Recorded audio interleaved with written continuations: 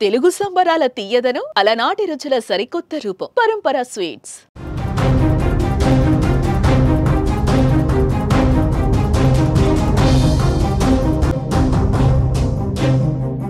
సందు చూసుకొని చైనా దొంగ బుద్ధిని బయటపెట్టింది.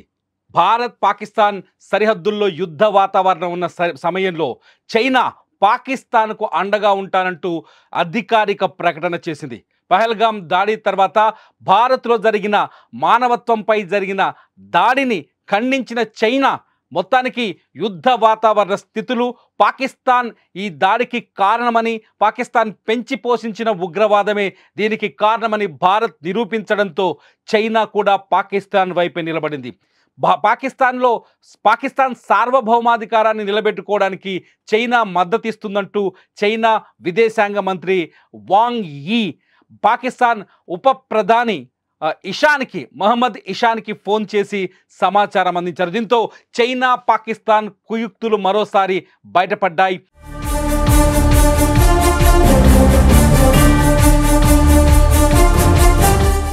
భారత్లో ఉగ్రవాదానికి, పెచ్చుమీరుతున్న ఉగ్రవాదానికి, కశ్మీర్లో కొనసాగుతున్న రక్తపాతానికి చైనా కూడా మద్దతిస్తున్నట్టుగా మరోసారి స్పష్టమైంది.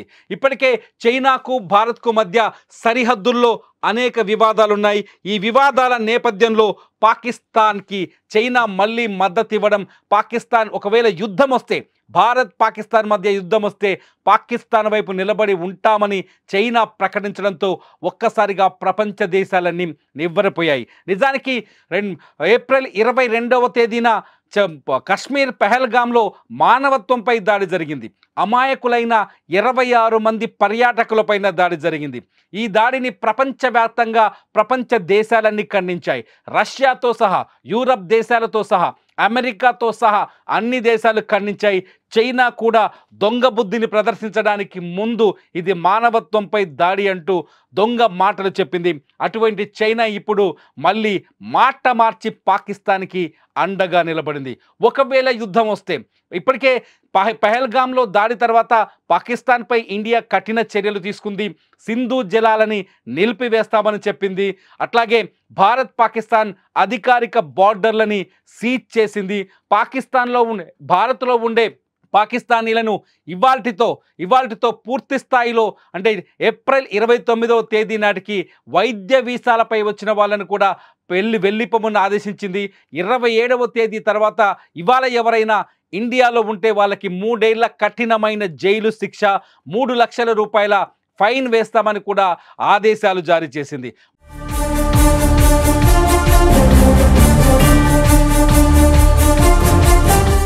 మొత్తానికి పాకిస్తాన్ పైన కఠినమైన చర్యలు తీసుకోవడంతో చైనా తట్టుకోలేకపోతుంది.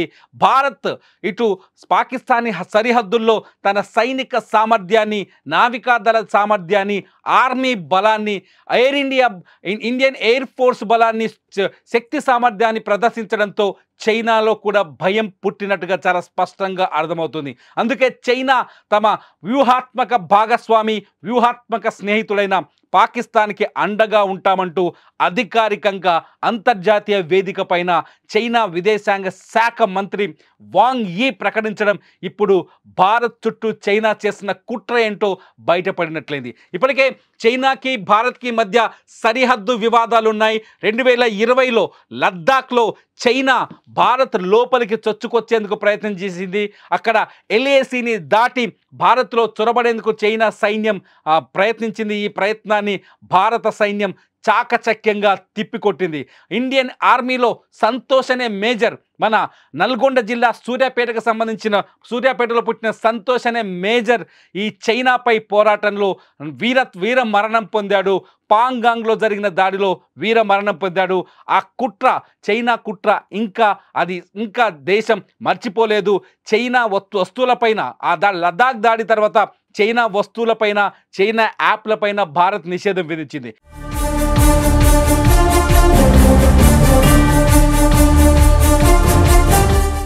ఇప్పటికీ చైనా భారత్ పైన కుట్రపూరితంగానే ఆలోచిస్తున్నట్టుగా పాకిస్తాన్ ఇష్యూతో మరోసారి బయటపడింది. ఇప్పటికే పాకిస్తాన్ మేము యుద్ధానికి సిద్ధమని చెప్తోంది. అణుబాంబులతో భారత్పై దాడి చేసేందుకు రెడీగా ఉన్నామని చెప్తోంది.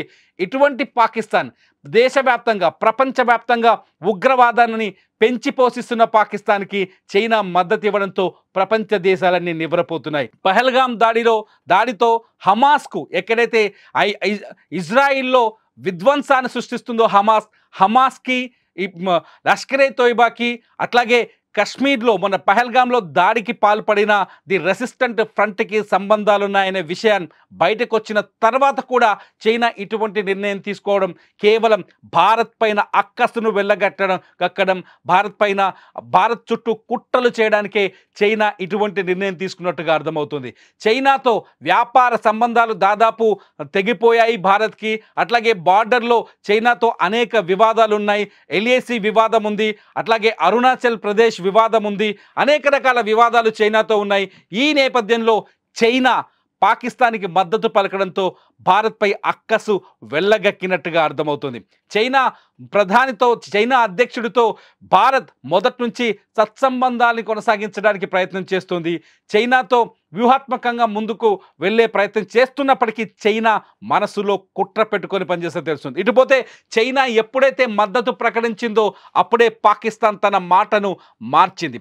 పాకిస్తాన్ ప్రధాని మొన్న పహల్గాం దాడిపైన పారదర్శక విచారణ జరిపించాలనే మాట వెనుక కూడా చైనా స్వరం ఉన్నట్టుగా అర్థమవుతుంది. చైనా, రష్యా, యూరప్ దేశాల నుంచి ఒక అంతర్జాతీయ బృందాన్ని ఏర్పాటు చేసి నిష్పాక్షిక విచారణ జరిపించాలని పాకిస్తాన్ ఇప్పుడు దొంగ మాటలు, కుయుక్తులని పలుకుతుంది. నిజానికి ప్రపంచ దేశాలకు చాలా స్పష్టంగా అర్థమైంది. సింధు జలాల నిషేధం, చైనా భారత్ పాక్ బార్డర్ల మూసివేత, పాకిస్తాన్ పౌరులను వెనక్కి పంపించడం, ఈ పరిణామాలు, ఈ కఠిన చర్యలతో ప్రపంచ దేశాలకు చాలా స్పష్టంగా అర్థమైంది పహల్గాంలో దాడి చేసింది ఎవరో కాదు, పాకిస్తాన్ ఉగ్రవాదులని.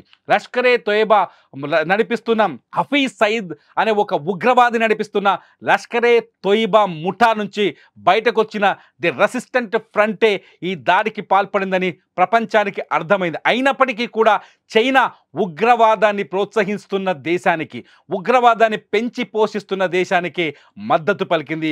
చాలా స్పష్టంగా ఇక్కడ ఒకటి అర్థమవుతుంది, చైనా భారత్పై తీవ్రమైన ఆలోచనలో ఉన్నట్టుగా అర్థమవుతుంది. చైనా పాకిస్తాన్ వైపే నిలబడిందని అర్థమవుతుంది. మొత్తానికి పహల్గాం దాడి ప్రపంచ దేశాలకు ఒక ప్రశ్నను విసురుతోంది, భారత్ వైపు ఎవరు, పాకిస్తాన్ వైపు ఎవరు అని.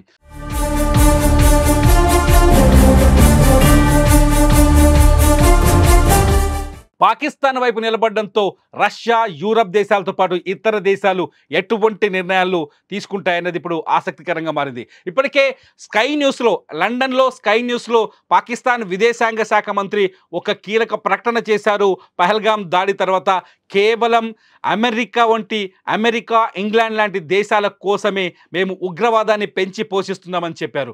కేవలం అమెరికా, ఇంగ్లాండ్ ప్రోత్సాహం ఉగ్రవాదం వెనుక ఉందంటూ ఒక ఆరోపణ చేశారు. అప్పటికే ఆ ఆరోపణలతో పాకిస్తాన్ ఉగ్రవాదాన్ని పెంచి పోషిస్తున్నట్టుగా ప్రపంచ దేశాలన్నింటికీ అర్థమైంది. ఈ నేపథ్యంలో ప్రపంచ దేశాలు, యూరప్ దేశాలు, అమెరికాతో సహా ఇతర యూరప్ దేశాలు ఎటువైపు నిలబడతాయి? చైనా మద్దతిస్తున్న పాకిస్తాన్ వైపు నిలబడతాయా, లేకపోతే శాంతికి సిద్ధంగా ఉన్న భారత్ వైపు నిలబడతాయన్నది ఇప్పుడు ఆసక్తికరంగా మారింది. ప్రపంచ దేశాలన్నీ ఎప్పుడైతే పాకిస్తాన్కి చైనా మద్దతు పలికిందో ఆ క్షణం నుంచి ప్రపంచ దేశాలన్నీ ఎటువైపు నిలబడాలి అనే చర్చలోకి వెళ్ళినట్టుగా అర్థమవుతుంది. మొత్తానికి పహల్గాము దాడి చైనా మనసులో ఉన్న కుయుక్తులని, కుట్రల్ని కూడా వెలుగులోకి తీసుకొచ్చినట్టుగా మనకు అర్థమవుతుంది. ఒకవేళ యుద్ధం జరిగితే, ఎందుకంటే బార్డర్లో యుద్ధ వాతావరణం కనిపిస్తుంది, యుద్ధం జరిగితే చైనా పాకిస్తాన్ వైపు ఉన్నట్టు తేలిపోయింది. మరి ఇతర దేశాలు ఎవరి వైపు నిలబడతాయని మీరు అనుకుంటున్నారు? ఈ వీడియో కింద కామెంట్ చేయండి. ఖచ్చితంగా మీ కామెంట్స్ పైన నేను మరో వీడియో చేస్తా. చూస్తూనే ఉండండి సుమన్ టీవీ.